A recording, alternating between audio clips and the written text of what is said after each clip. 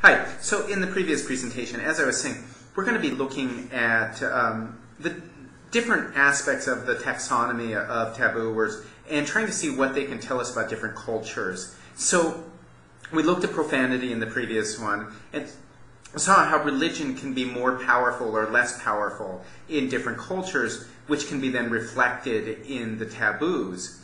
In this one, we're going to be looking at scatology, and in particular, we're going to be looking at one particular type of bodily effluvia, and that is going to be menstruation. And it's interesting that in English, we don't really have a word that's taboo per se that refers to menstruation or aspects of it. But it does seem to be a taboo topic, so that even the orthophonisms, like period or menses or anything like that, tend to get avoided. And we've got just a proliferation of euphemisms.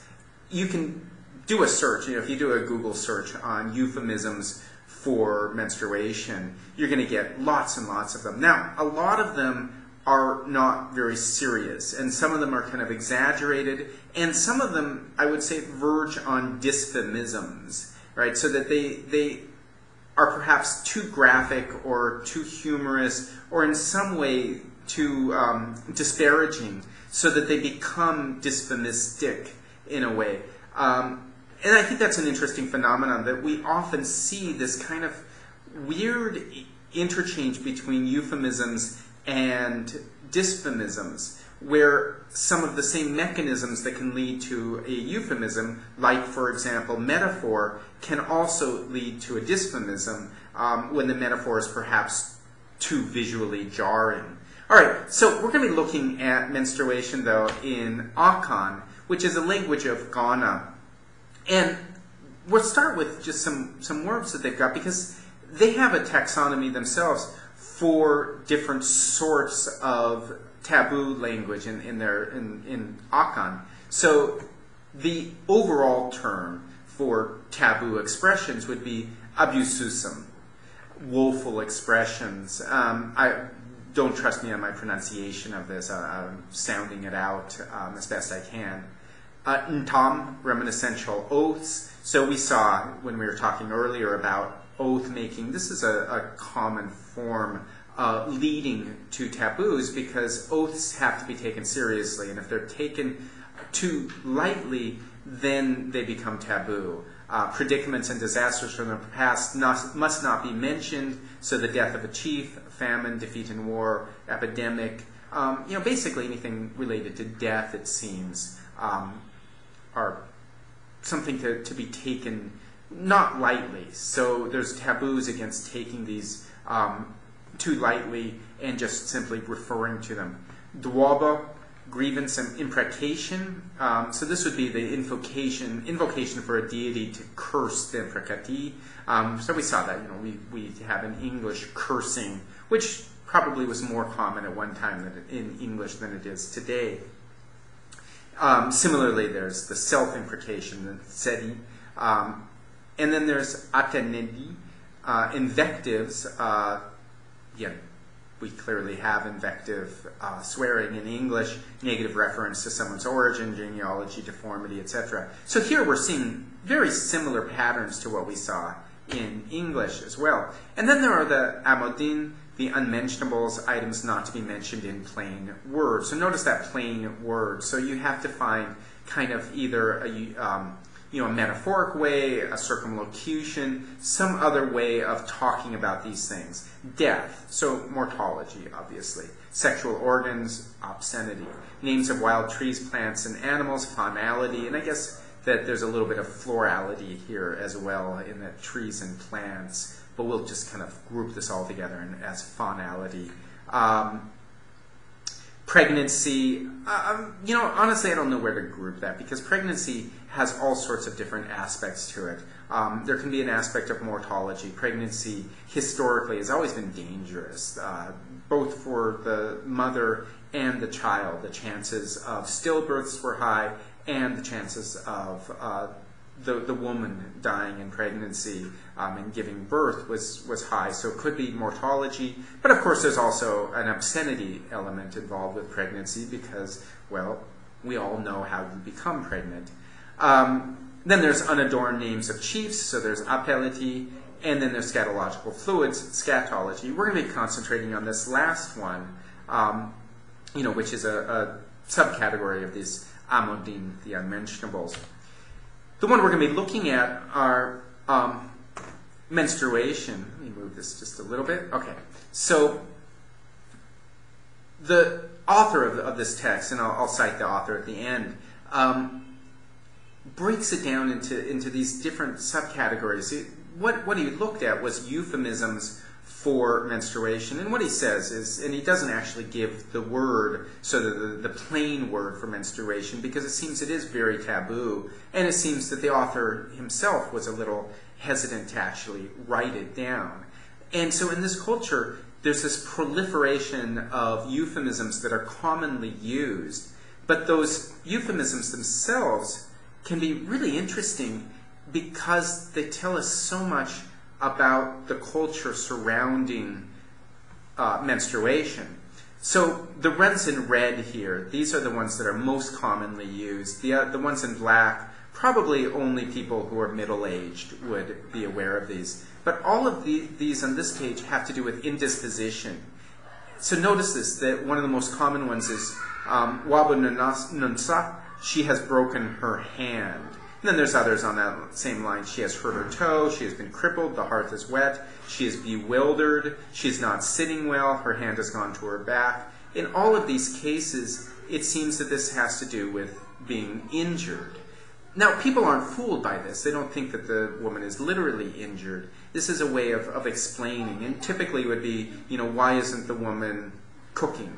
Why isn't she cleaning or doing the work that she would normally do? And somebody says, well, she's broken her hand, and clearly she hasn't. But the questioner says, okay, I understand. Okay, no more needs to be said.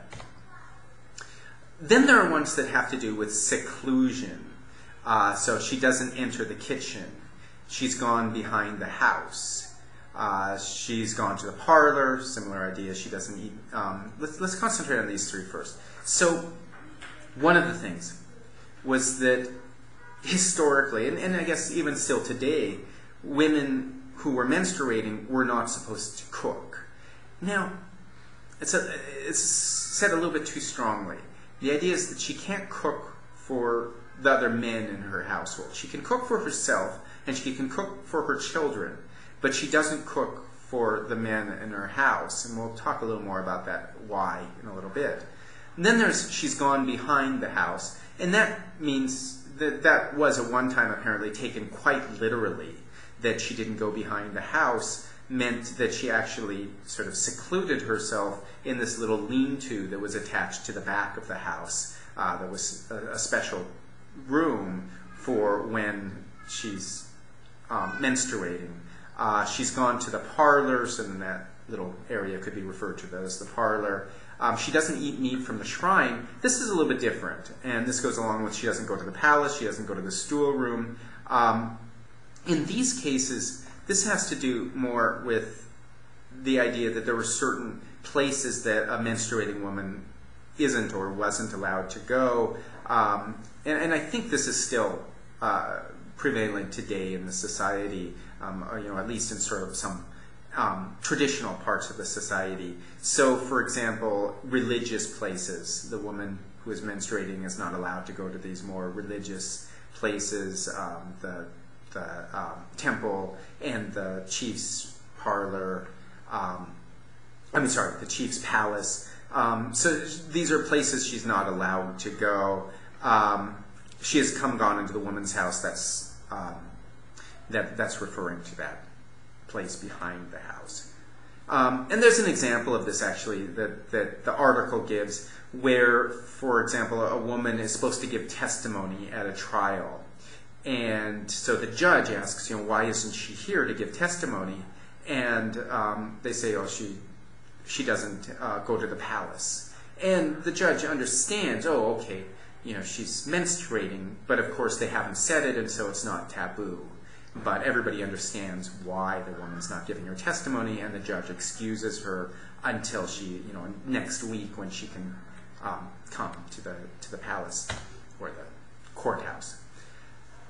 Then there are these ones that have to do with transition. The first three, the ones in blue here or purple, these have to do with the first menstruation, with hitting puberty. So she has shaved herself, she's of age, she has flowered. Now in this case, as you saw, those previous ones had sort of a negative flavor to them. She is injured, she can't do these certain things. In these cases, though, this is apparently understood very positively. And so, a woman might tell a friend or the chief's wife, that she has shaved herself, meaning her daughter has shaved herself, and that would be grounds for congratulations. That's a good thing. And then these black ones here, these have to do with, a woman reaching, to use an English euphemism, that time of the month. Notice these are all kind of metaphorical. The woman's jama fruit is ripe. I don't know what a jama fruit is, but presumably it's red. Red palm oil has soiled her, flowed into her. That's a pretty clear metaphor there. She has seen blood. I guess that's kind of a circumlocution of sorts. She has killed an elephant. That's a metaphor, but also a bit of exaggeration, right? Almost comical exaggeration, as is she has gone to the sea. But in these cases, these are apparently more going to be used with women around other women. And this is seen not as a bad thing here. So among the women, and the article makes this quite clear, that it's men who have a problem with menstruation. It's not the women in this society. And actually, as society becomes more and more modernized, this can be seen as more and more of a good thing, right? That when you menstruate, it means you're not pregnant, and that can be a good thing a lot of the time. So, it's not that the society views it as, always negative. It's that men have a hard time with it. And I suppose there's some of that in our own society as well, if you look at the euphemisms that we see in English as well. This last one, though, I think is really interesting. He has jumped and landed. The man has arrived. Notice that the menstruation is anthropomorphized, right? That it's a person, but it's a man, right? So the menstruation, the period, is seen as a man. And this is, as the article points out, is about protection. And it becomes an easy go-to excuse if the woman is being pressured to do something she doesn't want to do. So if her boyfriend wants her to have sex, or even if her husband wants her to have sex and she's not in the mood, all she has to say is, he has jumped and landed, or the man has arrived, and her boyfriend or husband will back off.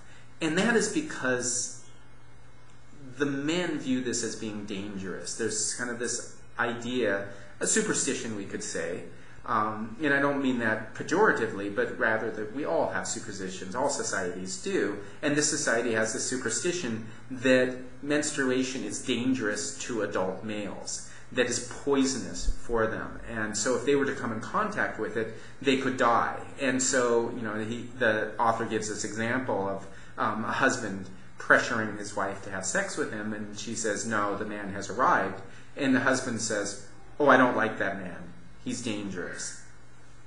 And it's kind of like in English, we might say, the woman could say, oh, I have a headache, but this apparently is even more powerful than that.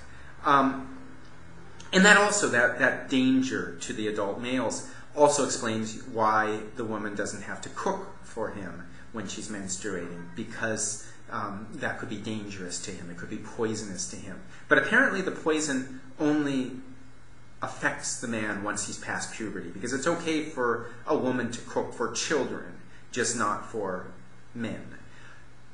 It's also, in that way, a good thing for the women, because it's actually sort of a rest period. That during this time, when the woman is menstruating, she doesn't have to do her normal workload, which is pretty high traditionally in this society. So again, from the woman's point of view, it can be actually a positive thing. And so the article makes this clear that the euphemisms can be understood from two different perspectives, from the male's perspective and from the woman's perspective. All right, so the Occam dative, just to let you know, it comes from this guy, Kofi Ajakum, Menstruation as a Verbal Taboo Among the Akan of Ghana.